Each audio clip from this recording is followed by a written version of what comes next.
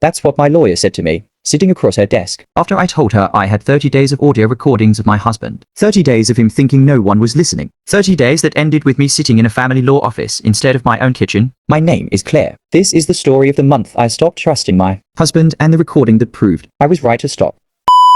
6 years ago, I married a man named Daniel Hensley. We met in Chicago at a mutual friend's birthday party, and for the first 4 years, I would have told you our marriage was ordinary in the best way. Not perfect, no marriages, but steady, comfortable, the kind of relationship where you stop noticing the good things because they're just always there. Daniel worked in commercial real estate. Long hours, occasional business trips, the usual. I worked from home as a freelance graphic designer, which meant I was often the one home first, the one who noticed small things. And about 8 months before this story starts, I began noticing small things that didn't add up. It started with his phone. Not that he was hiding it exactly, he just started keeping it face down. Always face down. If a text came in while we were eating dinner, he'd glance at it and then, subtly, angle his body away from me. Then it was the late nights, client dinner, site walkthrough and long traffic on the expressway. Reasonable excuses individually, but they started stacking up, 3 or 4 nights a week. And when I'd ask casual questions, how was the dinner? Who was there? His answers got vaguer, not more detailed. I want to be clear about something. I'm not a suspicious person by nature. I didn't go looking for a reason to distrust my husband. If anything, I spent weeks talking myself out of what I was noticing. I told myself I was being paranoid. I told myself work stress does strange things to people. I told myself a lot of things. But there was one night at Tuesday. I remember because it was trash night when Daniel came home at 11:40 p.m. smelling like a perfume that wasn't mine. And when I mentioned it, gently, not accusingly, he looked at me like I'd said something insane. That's probably just from the office. Half the team wears that kind of stuff. I let it go, but I didn't forget it. That was the night I decided I needed more than my instincts. I needed proof one way or another. Either I'd find nothing, and I could let go of this creeping suspicion that was eating at me every night, or I'd find something, and I finally understand why my marriage felt like it was slowly dissolving in my hands. So I bought a small voice recorder. Nothing dramatic, no spy shop. No elaborate plan, just a device the size of a car key that could clip onto the inside of his gym bag. The one he took to the office most days along with his laptop case. I told myself 1 week, if I find nothing, I stop, and I go to actual therapy for my anxiety instead of playing detective. If I find something, I'll figure out the next step then. I did not stop after 1 week. Week 1 was almost disappointingly normal.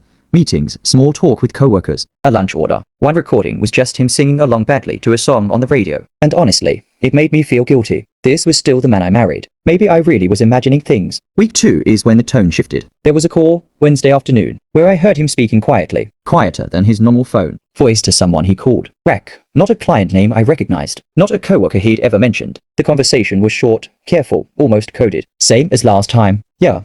I'll tell her I've got the Simmons walkthrough. She won't ask. She won't ask. That was me. I was the she. I remember sitting in my car in a grocery store parking lot listening to that 11-second clip on repeat. My hands cold, my stomach in knots. It wasn't proof of an affair, not exactly. But it was proof of something, a second life being carefully managed around me. A woman he trusted enough to loop in on his lies. Week 3, the recordings got longer, and so did the lies to me. He told me he had a work trip to Milwaukee. I heard him that same week telling Rack he'd booked the same place we stayed last time for a weekend. He told me it was a solo work trip. I want to be honest, this is the point where most people would say I had enough. I had enough to be devastated. Enough to confront him. Enough to walk into a lawyer's office right then. But some part of me, the part that had built a life with this man, that still loved the version of him I married, needed to hear it stated plainly. Not implied. Not pieced together. I needed the moment where there was no other explanation. I got that moment in week 4. The final recording was 31 minutes long, taken on a Thursday in his car, during what I now know was a lunch break he spent parked outside a coffee shop, instead of at the office. For the first 20 minutes, it was ordinary conversation with Rachel,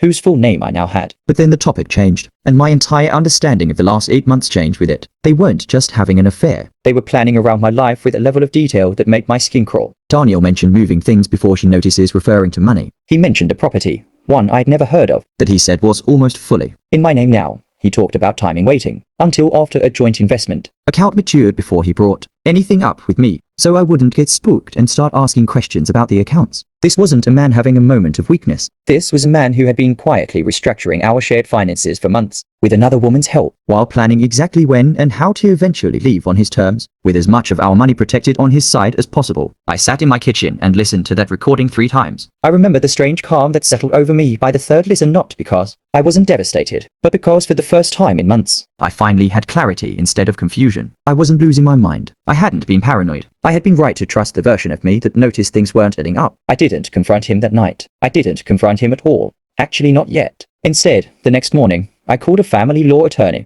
Her name was Patricia, and she listened to about 4 minutes of that final recording before she looked up at me and said, "I want to hear it to meaning formally as evidence." She explained the laws around recorded conversations in our state, which ones were usable and which weren't, and what my next steps needed to be: securing financial documents, protecting my own accounts, and doing all of it before Daniel had any idea I knew. I'm not going to walk you through every detail of what came next: the financial forensics, the asset tracing, the months of legal proceedings. That's a different video, honestly, and a much longer one. What I will tell you is this: everything Daniel had quietly moved was eventually accounted for. The recordings, while not the only evidence, gave my legal team a roadmap of exactly where to look. People ask me sometimes if I regret recording him, if it feels like something I shouldn't have done, and I understand the discomfort in it. But I'll tell you what I've learned: I didn't create the deception in my marriage by trying to understand it. I just finally saw it clearly, instead of living inside a version of my life that someone else was carefully editing behind my back. If you're in a relationship right now where your gut keeps quietly telling you something is wrong, and everyone around you, maybe even you, keep saying you're overthinking it, I just ask you to sit with that feeling a little longer before you dismiss it. Not because suspicion should run your life, but because your instincts, more often than we like to admit, are picking up on something real. If this story affected you, let me know in the comments. I read everyone. And if you want to hear what happened in the months after that lawyer's office, part 2 is coming soon.